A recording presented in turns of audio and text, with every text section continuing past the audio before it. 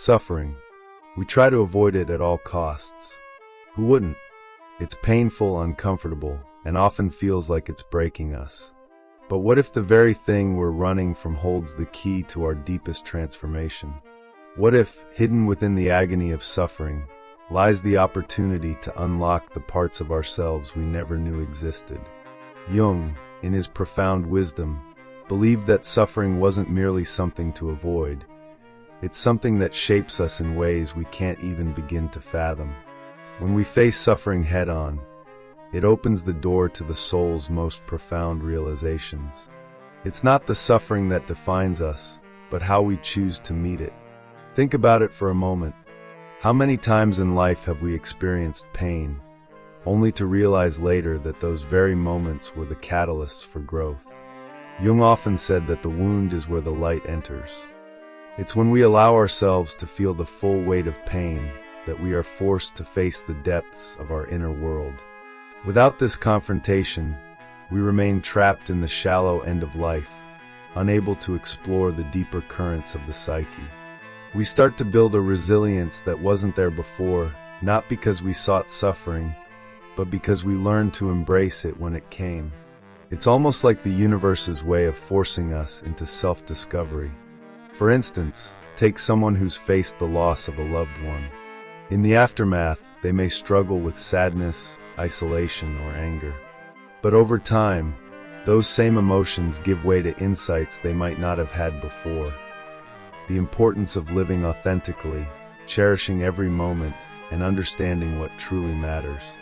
Suffering, in this sense, pushes us to dig deeper, to question, and ultimately, to redefine who we are at our core. This process of individuation, as Jung called it, doesn't happen by accident. It happens when we confront the most painful parts of our existence. The things we run from, the things we bury, the things we try to forget.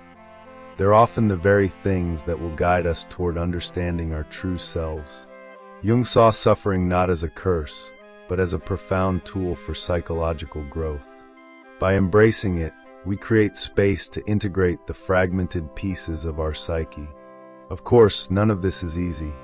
The pain we feel is real, and it can feel like it's consuming us. But what Jung suggested was not that we ignore it, but that we engage with it, explore it, and let it unfold its wisdom. The beauty lies in the paradox.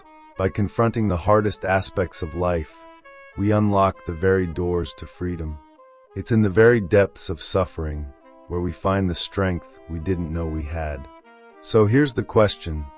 What if we stopped seeing suffering as something to be avoided at all costs? What if we saw it instead as a key, a tool for deeper self-realization? The path forward is never easy, but it's the only path to true transformation.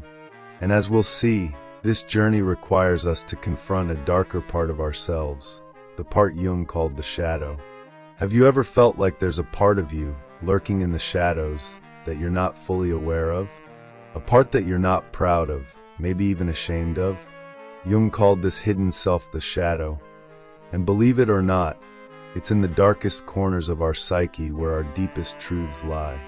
The shadow isn't just a theory, it's a direct reflection of trauma. Every painful experience, every wound we suppress, feeds into it, creating a shadowy version of ourselves that we often don't want to confront. But here's the thing, ignoring the shadow doesn't make it disappear. It grows stronger, darker, and more dangerous over time. Trauma, in its many forms, can reveal the shadow in ways we least expect. When we're hurt, whether emotionally or physically, the psyche reacts by burying parts of us deep within. These parts may be anger, sadness, guilt, or even repressed desires.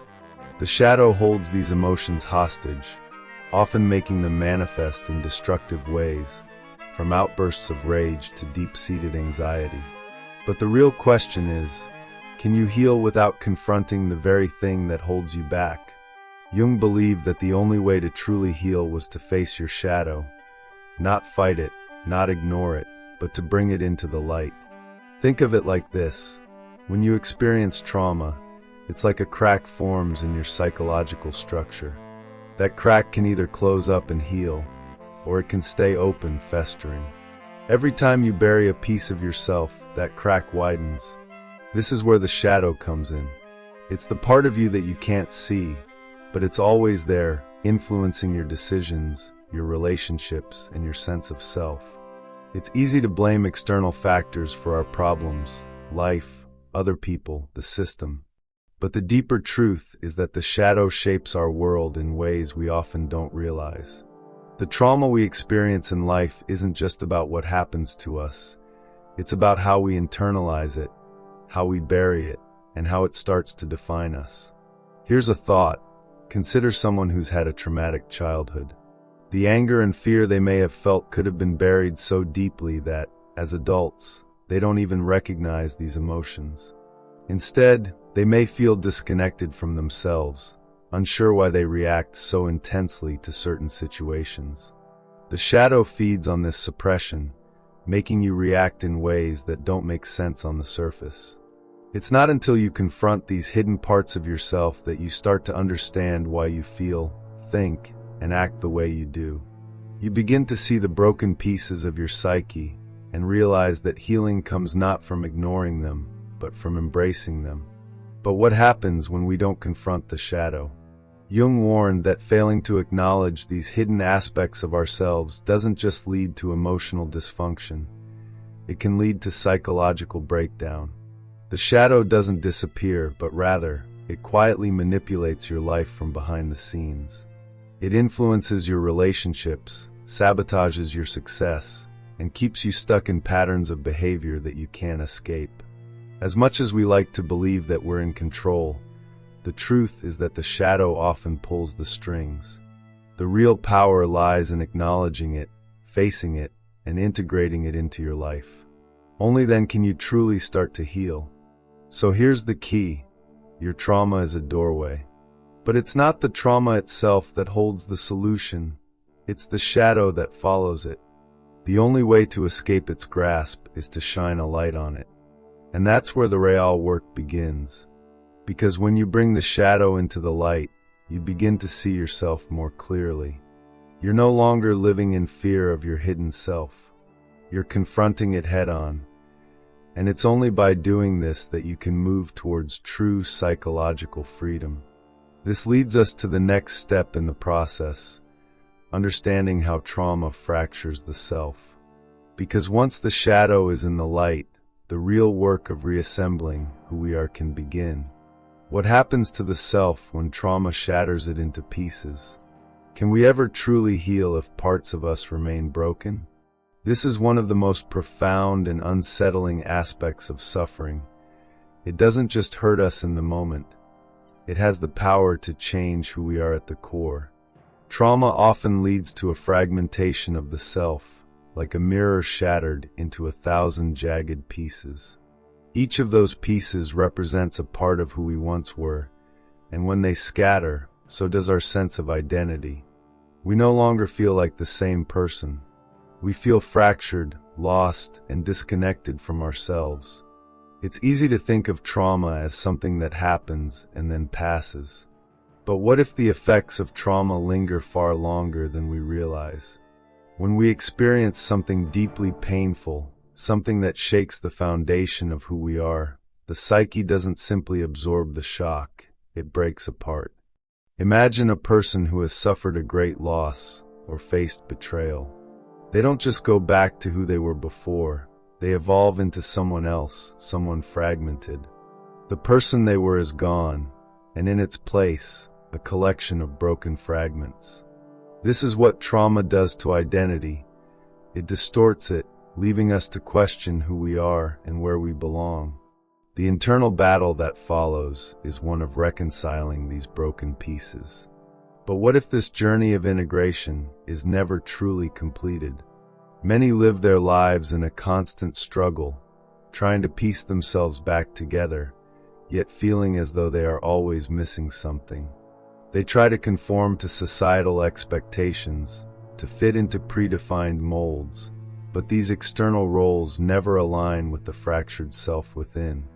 It's as though there's always a voice whispering from within, reminding them that something is missing, that they're not whole.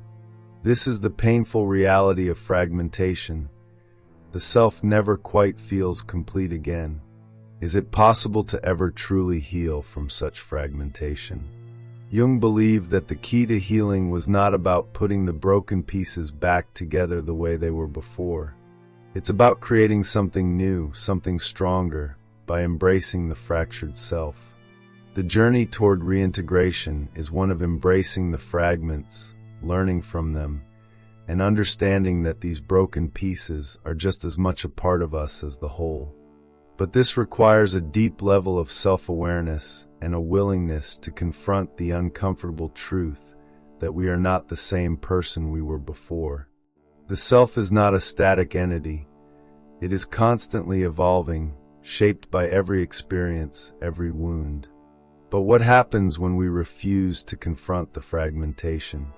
When we ignore the cracks in our psyche and continue pretending to be whole? The consequences can be catastrophic. The more we suppress these fractured aspects, the more they push us toward disintegration. We become strangers to ourselves, living in a constant state of confusion and emotional chaos. This fragmentation begins to seep into every area of our lives, our relationships, our work, our sense of purpose. We lose touch with who we really are, and we begin to live a life that feels inauthentic, as though we are simply playing a role rather than living truthfully. The journey to reclaiming the self is never easy. It requires facing the pain, the loss, and the fear that come with trauma. It demands that we confront the shattered pieces and begin the slow, often painful process of reintegration. But here's the key. If we allow the trauma to define us, if we continue to hide from the brokenness, we remain fragmented forever. The true power lies in embracing our brokenness and using it as a foundation for becoming whole again.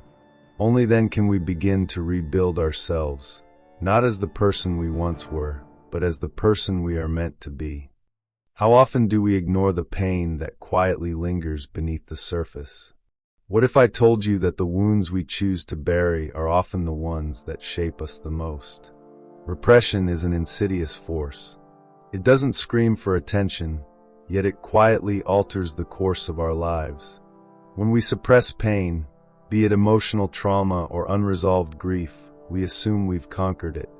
But in truth, we've only buried it in the depths of the unconscious, where it festers and grows, becoming a silent force that influences our behavior, relationships, and sense of self. The real danger of repression isn't the pain that's hidden. It's the way this pain manifests in unexpected ways. Repressed emotions don't simply disappear. They accumulate, waiting for a chance to surface. But unlike a wound that can be cleaned and healed, the pain we repress often surfaces in fragmented, distorted ways. You might find yourself suddenly overwhelmed by a wave of anger or sadness that seems disproportionate to the situation. Or perhaps you notice yourself withdrawing from others, even when you long for connection. These behaviors are the whispers of your repressed wounds, quietly calling out to be acknowledged. Have you ever wondered why you can feel fine on the surface, yet something feels off inside? It's the constant, subtle discomfort of unresolved trauma. Repression creates a disconnect between who we appear to be and who we truly are. We wear the mask of the functioning person, but inside there's a quiet storm.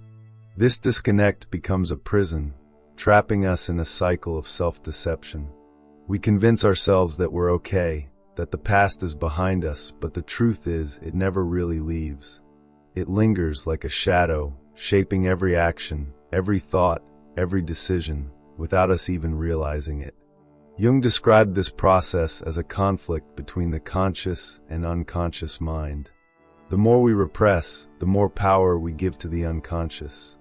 This hidden part of our psyche, often expressed through dreams, symptoms, and unconscious actions, begins to take the reins. As we ignore the pain, the unconscious compensates by finding ways to express it, through sudden emotional outbursts, anxiety, or a sense of being stuck in life. The more we try to silence it, the louder it becomes. Repression, therefore, doesn't bring peace. It only deepens the internal struggle. But is it possible to confront these silent wounds? Can we begin to heal what's been buried for so long? The first step, as Jung suggested, is to acknowledge that the wounds exist. The truth is, our repressed emotions are not our enemies. They're simply parts of us that demand to be recognized. By facing them, we begin the process of reintegration. Rather than running from the pain, we learn to understand its roots, its purpose, and how it has shaped us. This isn't easy. It requires vulnerability and courage. But without it, the cycle of repression continues, quietly undermining our peace. Perhaps the most unsettling question here is, what are we running from? What is it within us that we fear to confront? It's easier to ignore the silent wounds, to bury them deep within, but this only ensures they remain unresolved. The true cost of repression isn't just the pain we carry, it's the life we lose in the process. Only by facing these wounds head-on can we break free from their grip and reclaim the parts of ourselves we've been hiding from. It's the only way to truly heal, to become whole again. And it's the only way to stop the silent cost from destroying us from within. We've all heard the phrase, "What doesn't kill you makes you stronger." But is that true? Can suffering really be a source of growth, or is it simply a cruel test of endurance? Carl Jung believed that suffering, when faced head-on, holds the potential for deep transformation. But what if we've been taught to fear pain, to avoid it at all costs, believing it only brings misery? The truth is, suffering can act as a catalyst for growth, a transformative force that reshapes our understanding of who we are and what we're capable of becoming. Think about it. When was the last time you emerged from a painful experience unchanged? The reality is, hardship forces us to confront parts of ourselves we'd rather not face. When life knocks us down, we're often left with two choices: to crumble under the weight or to rebuild ourselves from the ground up. In this rebuilding process, we begin to see a deeper side of ourselves, one that was previously hidden beneath layers of comfort and complacency. Jung argued that it is through these moments of intense pain that the opportunity for individuation, becoming more truly ourselves, arises. Have you ever noticed how some people seem to thrive after suffering, while others seem to wither? What separates them? It's not the suffering itself, but how we choose to respond to it. Jung believed that when we face our suffering with openness, rather than denial, it leads to a redefinition of our identity. Trauma, rather than breaking us, can crack open our psyche and reveal untapped reserves of strength and insight. The person who endures suffering with a willingness to learn from it becomes someone who possesses a deeper understanding of life and a more resilient spirit. But this kind of growth doesn't happen automatically. It requires a willingness to confront the darkness, to sit with the discomfort, and to resist the urge to bury it. Too often, we try to run from pain, numbing ourselves with distractions or quick fixes. Yet, Jung would argue that this avoidance only prolongs our suffering, preventing us from experiencing the potential for growth that comes with integration. To grow from pain, we must be willing to face it directly, allowing it to teach us what we need to know about ourselves. How does one begin this journey of post-traumatic growth? First, it requires a shift in perspective. Rather than viewing suffering as something to be avoided, we must begin to see it as an invitation.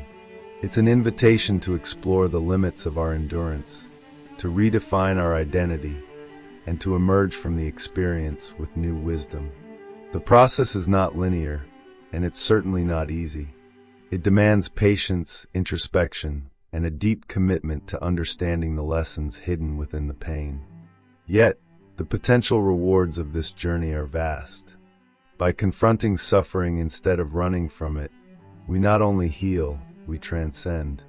We become more attuned to our own inner strength, more in touch with the depths of our psyche, and more equipped to navigate the complexities of life. Post-traumatic growth is not a myth. It's a real possibility for those willing to embrace the discomfort and look beyond the immediate pain. The question is, will you face it, or will you allow it to shape you from the shadows? What if the person you present to the world isn't really you? What if the smile you wear hides the agony you carry inside? Carl Jung's concept of the persona suggests that the masks we wear to navigate social expectations are often not just acts of conformity, but survival strategies crafted in response to trauma. These masks help us blend in, fit in, and survive, but they can also disconnect us from the most authentic parts of ourselves. What happens when we start to believe the mask is the real face? Think about how many times you've pretended to be okay when you weren't, or acted as if everything was fine when your world was crumbling. In moments of deep pain, we craft these personas as a shield. For many, this mask becomes so deeply ingrained that they can no longer distinguish between who they truly are and the character they've become. What trauma does in this context is create the need for this mask in the first place. When we are wounded, especially emotionally, the persona protects us from exposure, from vulnerability, and from the painful judgment of others. But here's the chilling truth. The more we rely on the persona, the more we lose touch with the truth of who we are. Trauma forces us to wear these masks, but it's not just about hiding our wounds from others. We begin to hide them from ourselves. Over time, we may forget the person we were before the trauma, as the mask becomes not only a protective cover, but also a false identity. Have you ever felt disconnected from your true feelings, as if you were just going through the motions of life? This is the consequence of a persona that no longer serves as a temporary defense, but has become a permanent fixture. Jung warned that the persona, while necessary in social interactions, can become a prison. The danger lies in how it keeps us from confronting our suffering, and more dangerously, how it can bury the parts of us that need healing. When we are in pain, our tendency is often to act normal or strong, even when we feel anything but. Yet, in doing so, we further distance ourselves from the healing process. How can we ever heal if we refuse to acknowledge the wound beneath the mask? This is where the tension between the authentic self and the persona becomes unbearable, a tug-of-war that leaves us feeling lost and fragmented. So, what happens when we confront the persona, when we remove the mask and reveal the person underneath? Jung believed that true healing and self-discovery only come when we can reconcile the persona with the real self. But the journey to integration is not an easy one. It requires us to face the trauma that gave birth to the mask in the first place. It means acknowledging the parts of ourselves that we've hidden away out of shame or fear. It means allowing ourselves to be vulnerable and exposed, and in doing so, reclaiming the authenticity that we've long suppressed. The question then is simple. How long will you keep hiding behind your mask? How much of your true self are you willing to deny in order to protect the image you've created for the world? The persona, as helpful as it can be in the short term, ultimately prevents you from embracing your whole self, the wounded, the broken, and the powerful. By confronting the mask, we can confront the trauma that created it, and in doing so, find our way back to who we truly are. The pain of taking off the mask is nothing compared to the freedom of becoming whole again. In the end, the journey inward is not a one-time event, but a lifelong process. As we face suffering, we uncover layers of ourselves that have been waiting for recognition. Jung believed that only by integrating these parts of ourselves, no matter how painful the process, we can truly experience psychological wholeness. So next time you're faced with suffering, don't resist it. Embrace it. The person you are meant to become might just be waiting on the other side of your pain. What happens when you bury your pain instead of confronting it? According to Carl Jung, unresolved trauma doesn't just fade away. it festers, poisoning the mind and soul. The longer you ignore it, the more deeply it embeds itself into your psyche, controlling you from the shadows. But how many of us have fallen into the trap of thinking that we can just move on from past wounds? What if avoiding our trauma only leads us deeper into an unconscious prison? When we fail to address our emotional pain, it doesn't vanish, it transforms into neurosis. These are the invisible chains that prevent us from living fully, locking us in patterns of anxiety, depression, and compulsive behaviors. Jung warned that these unresolved wounds often manifest in ways we don't even recognize, influencing our thoughts and actions like a puppet master hidden behind the curtain. Have you ever wondered how much of your daily stress is actually a symptom of something much deeper, something that you've been too afraid to face? The danger, Jung emphasized, isn't just the suffering itself, but the long-term consequences of leaving trauma unaddressed. Left unchecked, it can distort our perception of reality, making it harder to connect with others and with ourselves.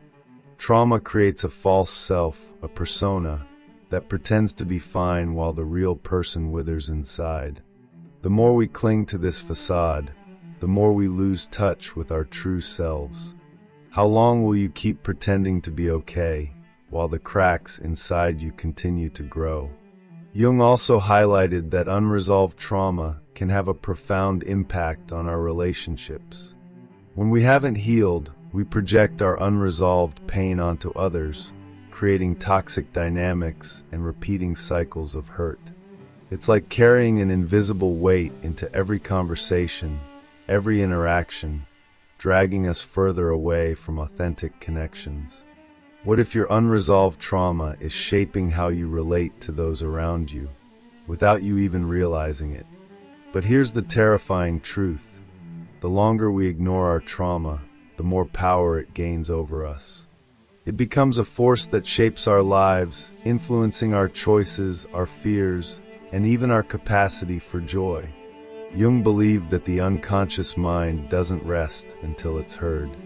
If we refuse to listen, the psyche will find increasingly drastic ways to make itself known, whether through physical illness, relational breakdowns, or extreme emotional crises. Are you prepared to face this force head-on before it consumes you? In the end, Jung's warning is clear. If we don't confront our trauma, it will eventually define us. But the choice is yours. Will you continue to avoid it, or will you take the first step toward healing? Healing is not about erasing the past, but integrating it, allowing your wounds to transform into sources of strength. The path toward wholeness is paved with the courage to face your deepest fears. Will you take that step, or will you let the trauma continue to rule your life from the shadows? Is it possible to truly become whole without ever facing the darkness within? Jung believed that the path to completeness requires us to walk directly into our suffering, not around it. But how many of us try to outrun our pain, to numb it or bury it under distractions? What if the pain we fear the most is the very thing that can heal us, if only we have the courage to confront it? The truth is, suffering doesn't make us weaker. It offers the chance to integrate every broken piece of our psyche. In avoiding the difficult emotions, we become fractured, leaving parts of ourselves scattered and disconnected. But when we face the pain head-on, we allow the wounded parts of us to merge into a more coherent whole. Is your fear of pain preventing you from becoming the person you're meant to be? Jung taught that suffering is an inevitable part of the individuation process, the journey of becoming your true self. It's not just about surviving pain, but about transforming it into wisdom, strength, and clarity. The most profound growth often arises from the deepest wounds. What would happen if you allowed your suffering to be your teacher, instead of your enemy? The question is, are you ready to let go of the need for control? Our instinct is to avoid pain at all costs, to keep the status quo intact, but this resistance only leads to stagnation. To heal, we must embrace the discomfort of transformation. Can you accept that growth requires shedding old identities, beliefs, and patterns, no matter how painful?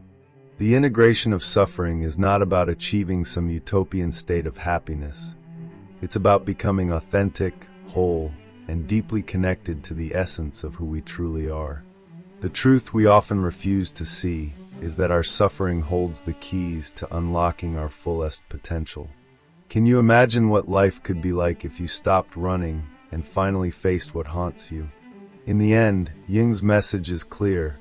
We cannot escape suffering, but we can choose how we respond to it. By confronting our pain, by fully integrating it, we can transform ourselves into beings of greater depth, strength, and understanding. Are you ready to take the first step toward becoming the whole person you were meant to be?